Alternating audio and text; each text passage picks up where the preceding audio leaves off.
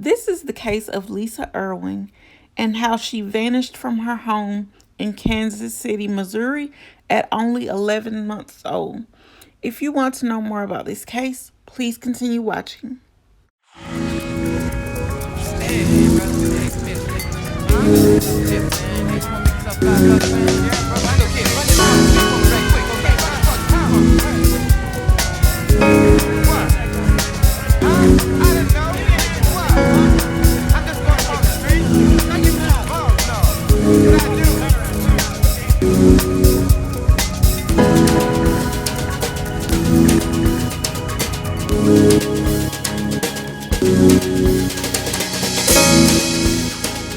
You are watching Roll a Mile in My Shoes TV.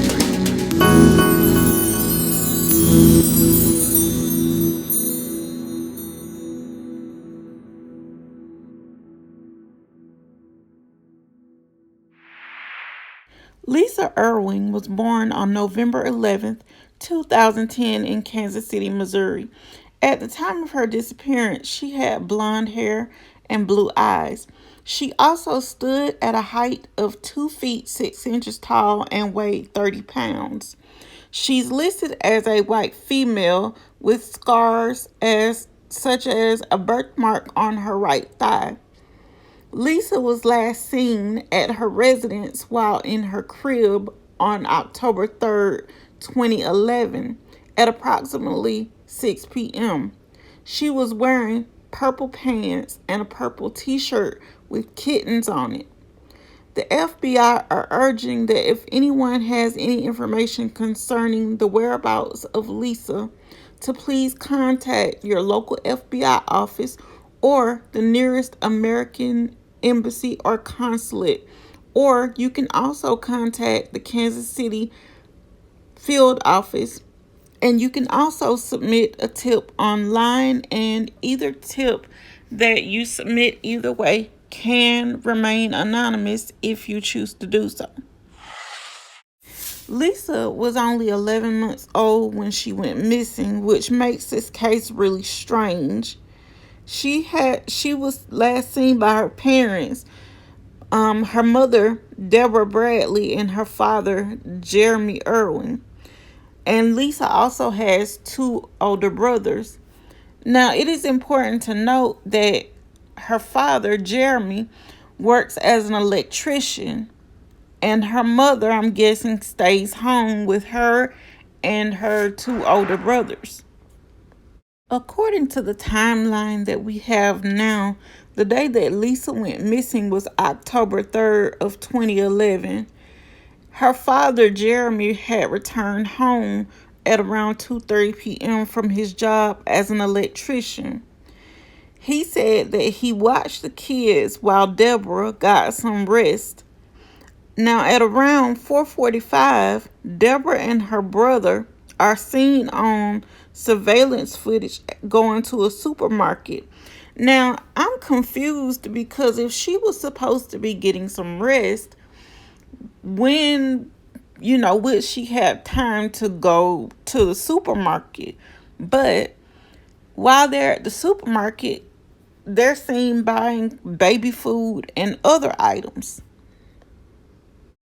Now, my question about the baby food being purchased, is this so that Deborah could cover her tracks about Lisa being missing? Did the brother know anything, or was he just there, shopping with her, like family members do sometimes? They might say, hey, since so and so is home watching the kids, do you want to go to the store with me while I get a couple of things? And sometimes, family members, they'll agree. And I'm wondering if this is one of those times where the brother just got caught up in it because he was just simply there, or does he know something? Now, while Deborah was at the store buying baby food and other items, a friend of the family and her next door neighbor, Samantha Brando, and her youngest daughter checked on baby Lisa in her crib. And I'm wondering if, she was sleeping then, or if she was just, they assumed that she was sleeping and she was probably, already hurt by this point. Now, at about 5 p.m., Deborah and her brother returned home from the grocery store, and then half an hour later, Jeremy got a call for a night gig doing electrician work at a local Starbucks. Now, it was very rare that Jeremy got these night calls, and so since it was a night shift, he figured, he'd take it because, he needed the money even though he didn't want to.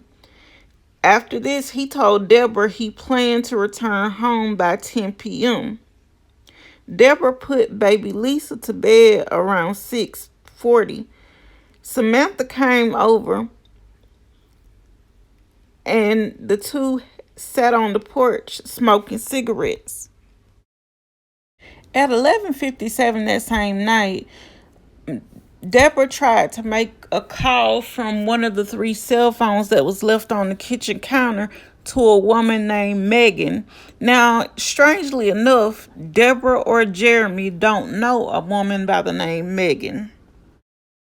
At around 3:30, Jeremy came home from his night gig at the Starbucks that he had been asked to work that night. But upon entering the home, Jeremy said that he was annoyed because he came home and most of the lights were left on. And everybody knows that, at nighttime or when it's, not needed, we tend to turn off the lights to, I guess, conserve energy or save money on that particular bill. And he said he also noticed that Deborah had taken in a stray kitten and that the front door was unlocked and the computer room window was pushed in. He said he then proceeds to check on his wife and children and notices that Lisa is not in her crib. And then he and Deborah start to search the whole house. Now, what I find funny about this is I don't know any 11-month-old that can, be strong enough to push open a window or, push it in so that they can get out of the window and or unlock the front door and go out of it. Because at that point, they're really kind of just learning to walk. So I don't think that is going to be possible or even, strength wise, because first of all, they're not tall enough to do that. Second of all, they don't have the dexterity to do that yet. And then they're also just barely learning to walk. So I don't think this baby just decided, oh, I'm going to get up out of my crib or my playpen and go outside. I don't see that happening. And I'm one of the people who believe that children just don't disappear into thin air without some help. But guys, that is so far the strangeness of this case. And this is part 1, and we'll get into the rest of it on part 2. But if you guys like this video, please do not forget to share this video. Don't forget to like this video. Don't forget to leave me a comment down in the comment section below. And if you are not already subscribed, please make sure you subscribe. And until next time, guys, thanks for watching, and I'll see you on the next one.